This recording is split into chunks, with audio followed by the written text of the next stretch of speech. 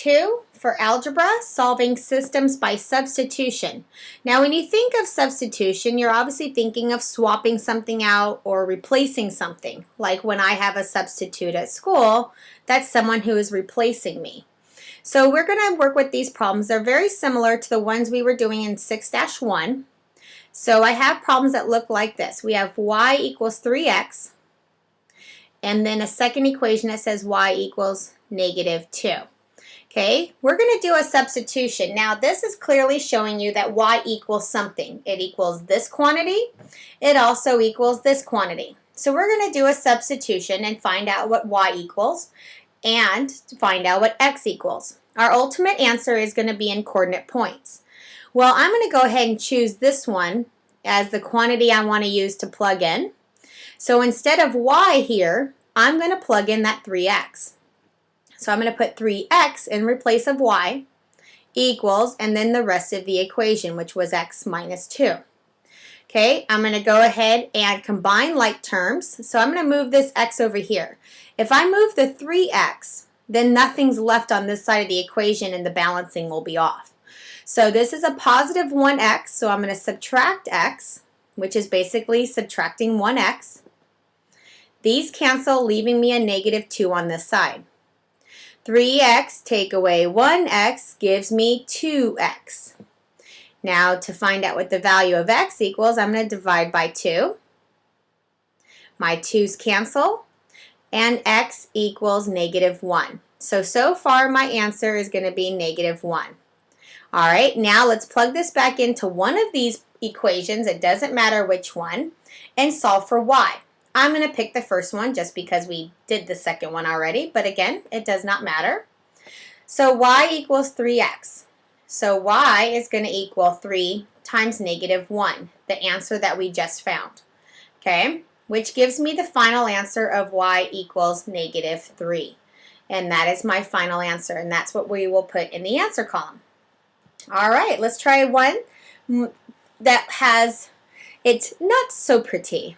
They only have one that says y equals. And again, sometimes you need to do a little movement on these, and I'll show you how that works too.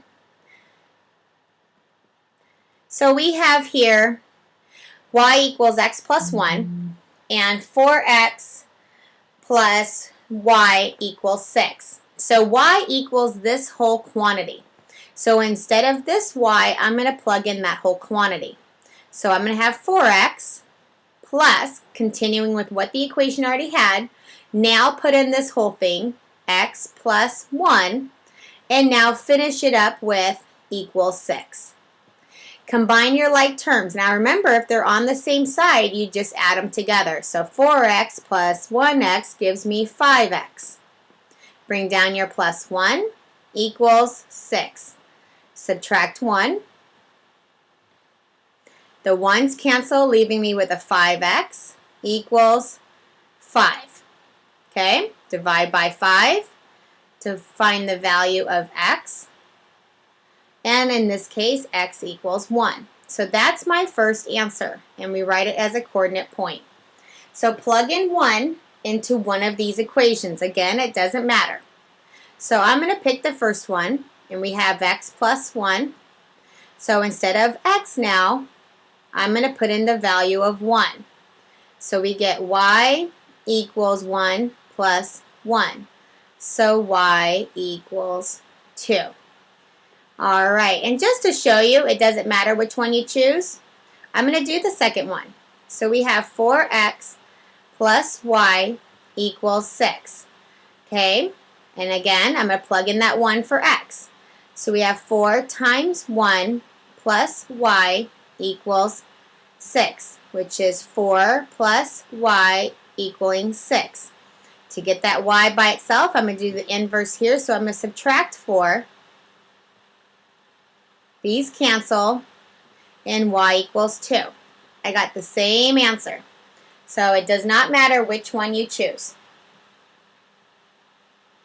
Alright, what if it looks something like this? We have x plus 2y equals -1, and x minus y equals 5. Now it doesn't matter if you always isolate the x or isolate the y, it just matters on which one you want to solve for first. So you could get x by itself, you can get y by itself. On this one, I'm going to go ahead and get x by itself, and I'm going to use this equation. The reason I picked this one is because I notice if I move this y, I will have a positive y and a positive constant. So it's going to look like this. I'm going to add y to both sides to get that x by itself, and x equals y plus 5. And we usually write the variable before the constant, so that's why I put that in front of the 5. So x equals this whole quantity. Going back up here to this first equation of x plus 2y equaling -1, now instead of x, I'm going to put in this whole value of y plus 5. Doing the same thing we've been doing, just now this time I'm swapping out x first instead of y. So here we go. Y plus 5 plus 2y equals -1. Alright, we're going to combine our like terms, and remember when they're on the same side, you just do what they have in front of them. So this one says y plus 2y, which is going to give me 3y plus 5 equals -1. Now when we move across the equal sign, that's when we take the inverse.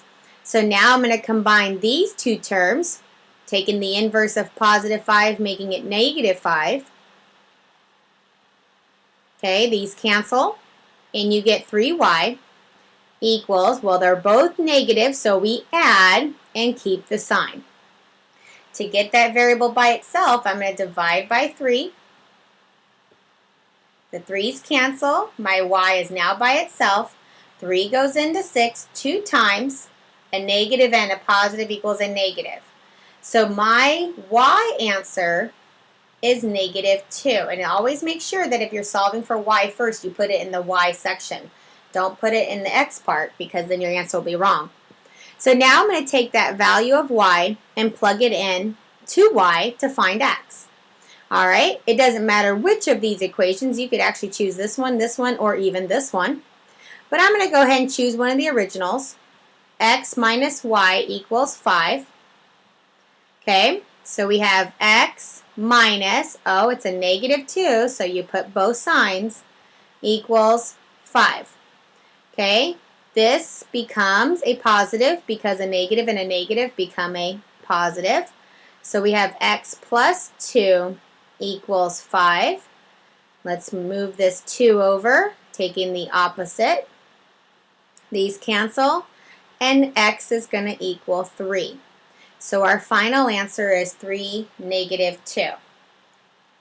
Now again, sometimes they're not going to be as easy as already set up for you, or y equals, and sometimes they will have some scrambling to do. Alright, last one here. We have 2x plus y equals -4. X plus y equals -7. Alright, now neither one of these has anything where it's x equals or y equals, so I need to do some movement.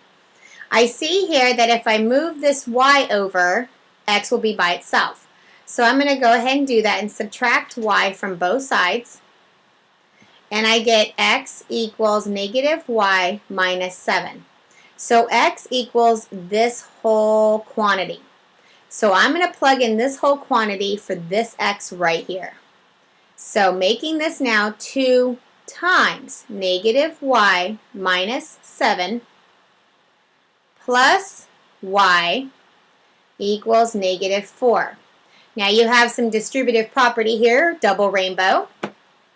You have 2 times -y, -2y, and 2 times -7, -14. Bring down the rest, plus y equals -4. All right. Now let's go ahead and combine like terms, and since they're on the same side of the equal sign, we just do what's in front of them. So we have -2 plus 1 gives me -1y. We just write y. Minus 14 equals -4. Okay, combine like terms. Now we take the inverse since we're moving across the equal sign. The inverse of negative 14 is positive 14. The 14s cancel, bring down your negative y. Now you have 14 minus 4, and there's more positives than negatives, so your answer is going to be 10.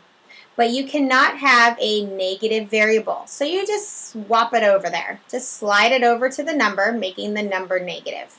And your first answer is negative 10.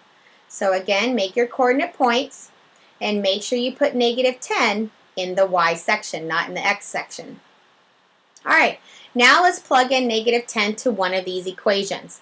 I'm actually going to go ahead and use the one that I transformed.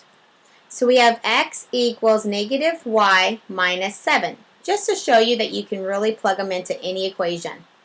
So x equals negative 10 minus 7. And the reason I have two negatives there was there's one in the equation and there's one for my answer, so I have to put both.